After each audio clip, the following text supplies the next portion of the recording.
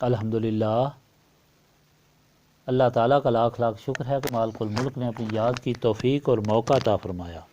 لاکھوں اور کروڑوں درود حضرت محمد مصطفیٰ صلی اللہ علیہ وآلہ وسلم پر، جن کے طفیل مالک الملک نے یہ مہربانی عطا فرمائی۔ سامعین کرام، اللہ تعالیٰ نے قرآن پاک میں ارشاد فرمایا، اعوذ باللہ من الشیطان الرجیم، بسم اللہ الرحمن الرحیم۔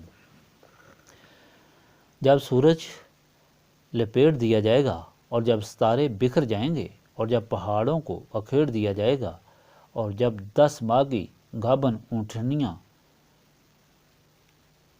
چھٹی پھریں گی اور جب وحشی جانور ایک جگہ کر دیے جائیں گے اور جب سمندر بھڑکا دیے جائیں گے اور جب جانیں جسموں سے جوڑی جائیں گی اور جب زندہ درگور کی ہوئی بچیوں سے پوچھا جائے گا کہ وہ کس گناہ کے عوض ماری گئیں اور جب اعمال نامے کھولے جائیں گے اور جب آسمان کی کھال ادھیڑ دی جائے گی اور جب جہنم بھڑکائی جائے گی اور جب جنت نزدیک کر دی جائے گی، اس دن ہر شخص جان لے گا کہ وہ کیا لے کر آیا ہے۔ پھر میں قسم کھاتا ہوں پیچھے ہٹ جانے والے تاروں کی اور سیدھے رکے رہنے والے تاروں کی، اور رات کی جب وہ رخصت ہونے لگے اور صبح کی جب وہ سانس لے کہ یہ ایک معزز قاصد کا لایا ہوا قول ہے اور جو قوت والا ہے اور مالک عرش کے پاس عزت والا ہے، سب فرشتوں کا سردار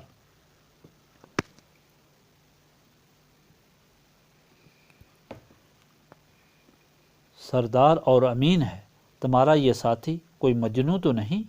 اور بلا شبہ اس نے اس قاصد کو دیکھا ہے روشن کنارے پر، اور یہ نبی پاک صلی اللہ علیہ وآلہ وسلم غیب بتانے میں بخل نہیں، اور یہ قرآن کسی شیطان مردود کا قول نہیں۔ پھر تم کدھر چلے جا رہے ہو؟ نہیں ہے مگر یہ نصیحت سب اہل جہاں کے لیے جو تم میں سے سیدھی راہ پر چلتا ہے، اور تم نہیں چاہ سکتے بے جز اس کے کہ اللہ تعالیٰ چاہے جو رب العالمین ہے۔ پچھلے فرمان میں آپ نے سنا کہ نبی پاک صلی اللہ علیہ وآلہ وسلم مکہ کے مشرکین سرداروں کو دین حق سمجھا رہے تھے کہ بڑی توجہ سے، اس خیال سے کہ یہ اگر دین قبول کریں تو اشاعت اسلام کا کام آسان ہو جائے گا۔ یہاں اس وقت میں حضرت عبداللہ بن ام مکتوم، جو حضرت ختیجہ رضی اللہ تعالیٰ عنہ کے خالہ زاد بھائی تھے اور سابقون میں سے تھے اور نابینا تھے، حاضر ہوئے، شوق ہدایت میں آ کر عرض کیا کہ مجھے کوئی ہدایت فرمائیں۔ آپ صلی اللہ علیہ وآلہ وسلم کو یہ بات ناگوار گزری کہ یہ تو اپنی بات بعد میں بھی کر سکتے تھے، خواہ مجلس میں مداخلت کی۔ اس پر اللہ تعالیٰ نے فرمایا، یہ سردار مشرکین اللہ تعالیٰ کے نزدیک کوئی وقت نہیں رکھتے اور ان کے دل سیاہ ہو چکے ہیں اور یہ ہدایت بھی قبول نہیں کریں گے۔ ان کی طرف توجہ دینا وقت کو ضائع کرنا ہے۔ اس کے برعکس جس شخص کی پرواہ آپ صلی اللہ علیہ وآلہ وسلم نے نہ کی، وہ شوق اور خوف سے آپ صلی اللہ علیہ وآلہ وسلم کی خدمت میں حاضر ہوا، جس کو ایسی نصیحت دین اسلام میں اور زیادہ مضبوطی عطا کرتی۔ فرمایا، یہ لوگ جو آپ صلی اللہ علیہ وآلہ وسلم کے غلام ہیں، اگرچہ غریب ہیں، اللہ تعالیٰ کے قریب ان کی بہت قدر ہے، ان کا خیال رکھیں۔ مشرکین مکہ کی آنکھیں تو اس وقت کھلیں گی جب قیامت ہوگی۔ وہ ہولناک وقت ہوگا، کسی کا دوسرے سے کوئی تعلق نہ رہے گا، ہر آدمی کو اپنی مصیبت کی پڑی ہوگی۔ آج کے فرمان الہی میں قیامت کا حال بیان کیا جا رہا ہے کہ جب سورج لپیٹ دیا جائے گا، ستارے بکھر جائیں گے اور پہاڑ اڑنے لگیں گے، جب گابن اونٹنیوں کی پرواہ نہ ہوگی، جب وحشی جانور یکجا ہو جائیں گے، جب سمندر ابلنا شروع کر دے گا، جب اصحاب یمین ایک طرف اور اصحاب شمال ایک طرف ہو جائیں گے، اس وقت زندہ درگور بچیوں سے پوچھا جائے گا کہ تمہیں کس جرم میں مارا گیا تھا۔ اس وقت سب کے اعمال نامے کھولے جائیں گے۔ جب آسمان پھٹ جائے گا، اس وقت جہنم کی آگ بھڑکائی جائے گی اور جنت قریب دکھائی جائے گی، ہر آدمی کو اپنے اعمال دکھائی دیں گے۔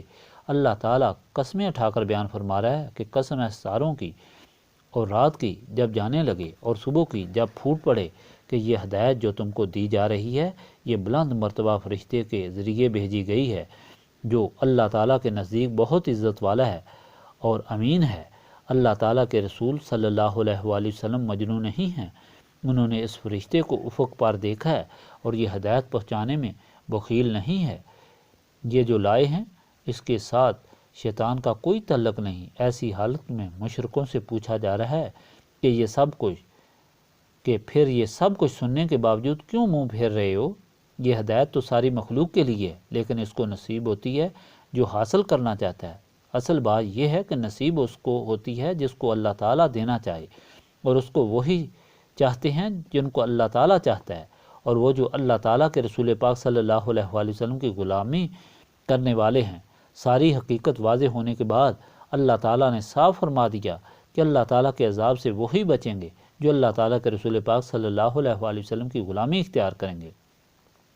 انہیں اللہ تعالیٰ ہدایت دے گا کیونکہ ان کا سینہ نسبت رسولی صلی اللہ علیہ وآلہ وسلم سے منور ہوگا، جہاں شیطان کا دخل نہیں ہو سکے گا۔